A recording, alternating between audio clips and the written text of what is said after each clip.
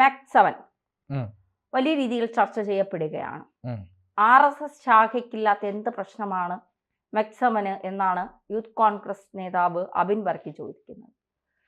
സത്യത്തിൽ പട്ടികളെ കൊന്ന് പരിശീലനം ചെയ്ത് വന്നവരല്ല RSSകാർ എന്നാണ് ഞാനൊക്കെ മനസ്സിലാക്കിയിട്ടുള്ളത്. പട്ടികളെ ഒരു ദാക്ഷിണ്യവുമില്ലാതെ വെട്ടിക്കൊലപ്പെടുത്തി അതിലൂടെ മനുഷ്യരെ കൊല്ലുന്നതും ഒരു എന്താ പറയുക, ഒരു കുഴപ്പവും ഇല്ല എന്ന് ചിന്തിച്ച് പരിശീലനം നേടി വന്നവരാണ്.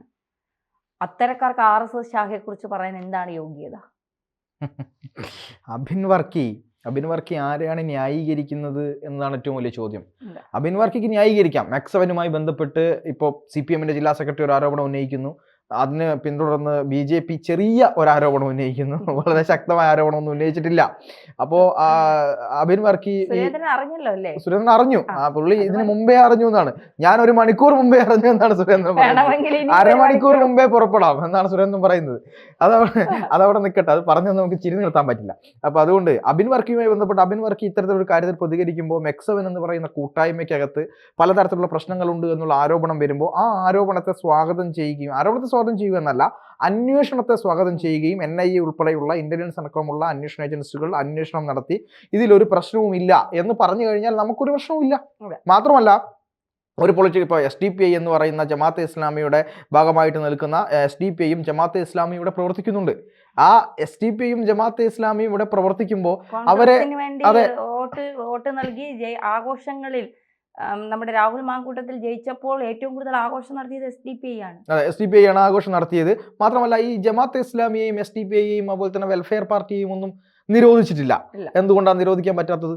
അവർ നടത്തുന്ന ആശയപ്രചാരണമുണ്ട്. ആ ആശയപ്രചാരണം വളരെ സോഫ്റ്റ് ആയിട്ട് ഈ പറയുന്ന മതപ്രവർത്തനം, മത രീതിയിലുള്ള കാര്യങ്ങൾ ഇൻജക്ട് ചെയ്യുക എന്നാണ് ഇവരുടെ രീതി എന്ന് പറയുന്നത്.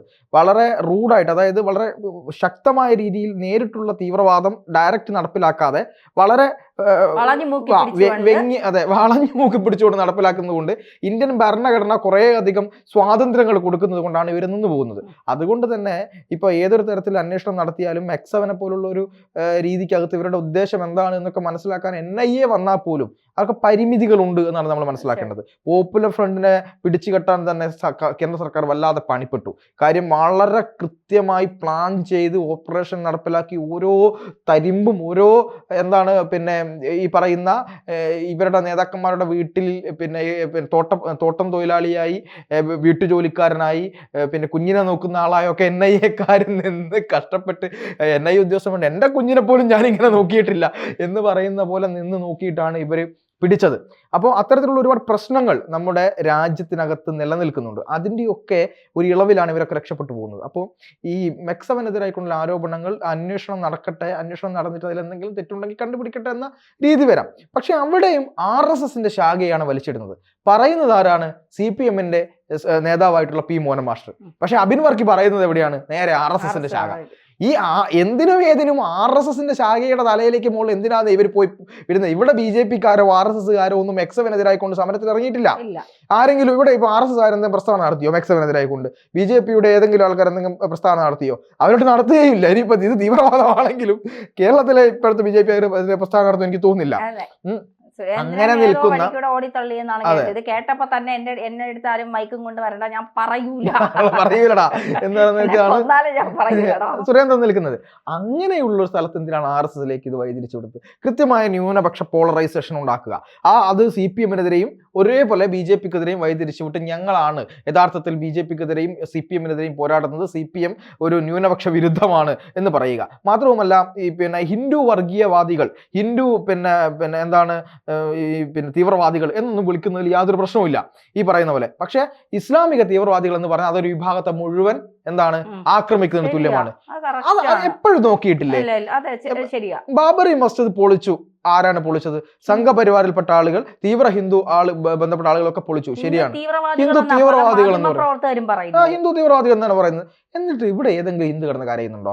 ഇവിടെ കോൺഗ്രസ്സുകാർ പറയുന്നുണ്ടോ അങ്ങനെ ഹിന്ദു തീവ്രവാദി എന്ന് പറയരുത്, ഹിന്ദുക്കളെ മൊത്തം ആക്രമിക്കുകയാണ് എന്ന് പറയുന്നുണ്ടോ? ഇല്ല. പക്ഷേ മെക്സവൻ എന്ന് പറയുന്നതിൽ പോപ്പുലർ ഫ്രണ്ടിന്റെ അജണ്ടയുണ്ട് എന്ന് പറയുമ്പോഴേക്കും പറയുകയാണ് അത് മുസ്ലിങ്ങളെ മുഴുവൻ ഇങ്ങനെ തീവ്രവാദികളാക്കുകയാണ്, ഇസ്ലാമോഫോബിയക്ക് വരുന്നത്. ഞാൻ ചോദിക്കട്ടെ, എല്ലാ മുസ്ലിംസും തീവ്രവാദികളാണോ? ഇവരെന്താ പറയാതെ പറയുന്നേ?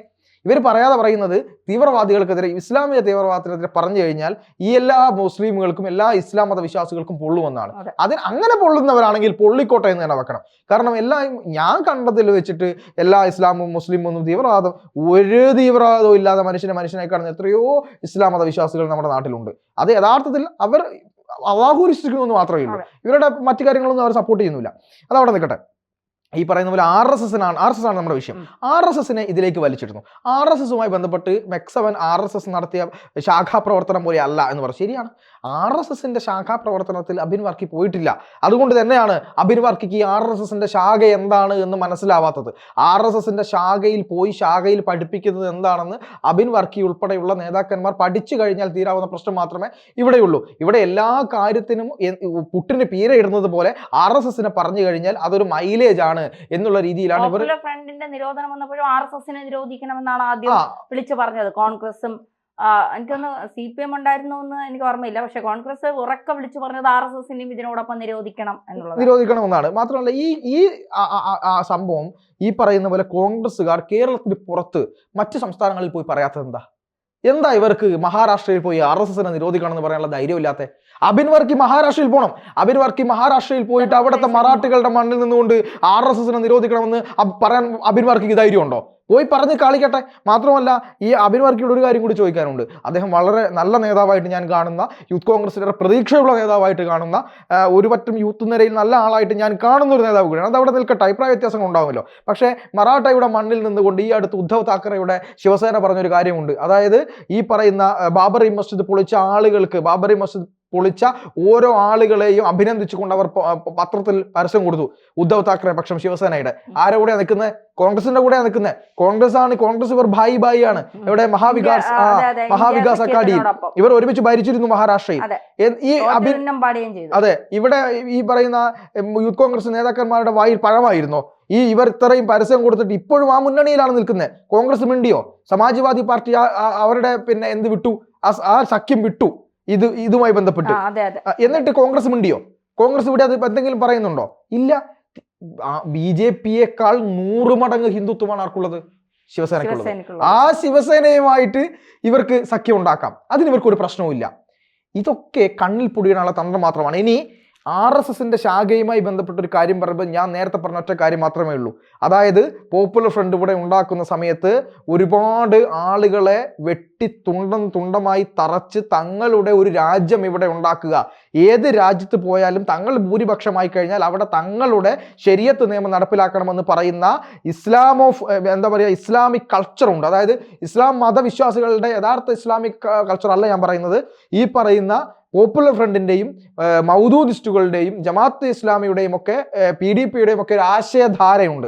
ആ ആശയധാര നടപ്പിലാക്കാൻ വേണ്ടി ശ്രമിക്കുമ്പോൾ ഇവിടെ തൊട്ടിപ്പുറത്ത് നാദാപുരത്തും കുറ്റ്യാടിയിലും അടക്കം NDF നാദാപുരം ഡിഫൻസ് ഫോഴ്സ് അടക്കം ഉണ്ടാക്കി അവിടെ രാവിലെ നടക്കാനിറങ്ങുന്ന ആളുകൾ കാണുന്ന കാഴ്ച എന്ന് പറയുന്നത് തലങ്ങും വിലങ്ങും വെട്ടുകൊണ്ട് വ്രണമൊലിച്ച് നടക്കുന്ന പട്ടികളെയായിരുന്നു അവർ കണ്ടുകൊണ്ടിരുന്നത്. അങ്ങനെ പട്ടികളുടെ മേലെ പുഴുത്ത് ഈച്ചയാർന്ന് കളിക്കുന്ന കളി കണ്ട സമയത്ത് അവിടെ അന്വേഷണം ആരംഭിച്ചപ്പോഴാണ് ഇതിന്റെ പുറകിൽ ഇസ്ലാമിസ്റ്റ് തീവ്രവാദികളാണ് എന്ന് മനസ്സിലായത്. മനുഷ്യനെ വെട്ടുമ്പോൾ ചോര മുഖത്ത് തെറിക്കുമ്പോൾ അവരുടെ മനസ്സ് പതറാതിരിക്കാൻ വേണ്ടി അവർ നായയെ വെട്ടി ആ രക്തം സ്വന്തം കയ്യിലാക്കി അതിൽ നിന്ന് ഈ വീര്യം ഉൾക്കൊണ്ടുകൊണ്ട് മനുഷ്യനെ വെട്ടാൻ ഇസ്ലാമിക രാജ്യം ഉണ്ടാക്കാൻ പോയ ആളുകളാണ്. അതൊന്നും ശാഖയിൽ പഠിപ്പിക്കുന്നില്ല. അതല്ല ശാഖയിലും പഠിപ്പിക്കുന്നത്. ശാഖയിൽ പഠിപ്പിക്കുന്നത് സ്വന്തം രാജ്യത്തെ മാതാവായി കാണാനും അതിനപ്പുറത്തേക്ക് പിറന്ന നാടും സ്വർഗത്തെക്കാൾ മഹത്തരം. അതാണ് ശാഖ പഠിപ്പിക്കുന്നത്. അപ്പൊ ആ രീതിയിൽ പഠിപ്പിക്കുന്ന RSSന്റെ അടുത്തേക്ക് കുറേ അധികം നെറേഷൻ കൊണ്ടുപോയി വെച്ചിട്ട് നിങ്ങൾ അങ്ങനെയാണ്, നിങ്ങൾ ഇങ്ങനെയാണ് എന്നൊക്കെ പറയാം.